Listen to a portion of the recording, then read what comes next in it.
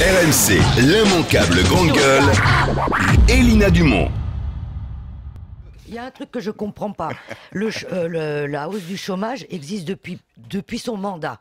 Déjà, s'il avait été audacieux, ce président de la République, il aurait commencé par le chômage et pas par la manif pour tous qui nous a pris la tête pendant des mois. Le mariage pour tous, parce qu'il était contre la manif. Il était plutôt, oui, excuse-moi, c'est lundi matin.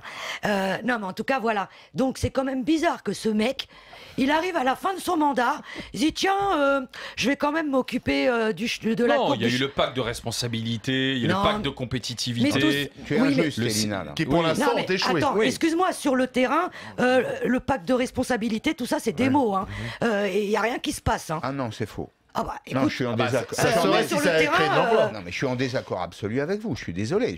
Pardonnez-moi, comme tu le disais tout à l'heure, on peut être seul à défendre son point de vue contre l'humanité. Oui, je suis d'accord avec toi. Moi, je te dis que le CICE, il a permis en France de remonter les marges des entreprises et qu'en 2016, c'est un effet long, qu'en 2016, il y aura probablement des créations d'emplois. Donc, vous pouvez me raconter ce que vous voulez. Moi, ça, je le vois. On les voit pas venir pour l'instant. Ben, on est au mois de janvier 2016. Bah alors, comment Pardon, Elina, je t'ai interrompu. Non, mais comment t'expliques que le nombre de chômeurs a augmenté? Attends, Elina, depuis 2001, je citais ce chiffre la semaine dernière, je le rappelle régulièrement. Je l'ai vu là ce matin. Entre 2001 et 2014, on n'a pas créé un seul emploi privé dans ce pays.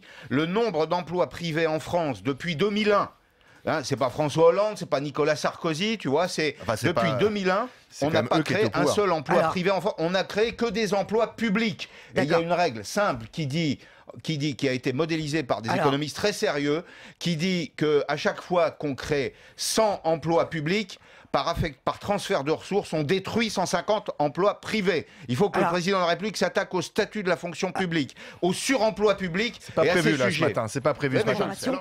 Moi, je pense qu'il y a déjà beaucoup d'argent pour la formation. Oui, mais elle est très mal gérée et très mal distribuée. Je vais vous raconter un cas concret. Personnellement, moi, j'interviens régulièrement à l'AFPA. Par exemple, il faut savoir, j'interviens pour les formations auxiliaires de vie aux familles. Il faut savoir que, par exemple, en France, dans la région parisienne, on forme des gens qui viennent des dom-toms.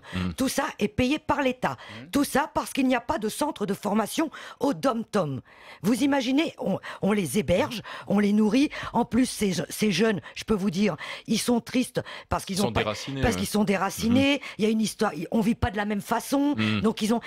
Déjà, rien que ça, est-ce que vous trouvez ça normal? Non. Ce serait pas plus économique de mettre... Pendant des années, il n'y a pas eu de lycée hôtelier dans ces territoires, alors que c'est le seul secteur dans lequel on crée des emplois. Tu as raison, on marche sur la tête. RMC, l'immanquable grande gueule.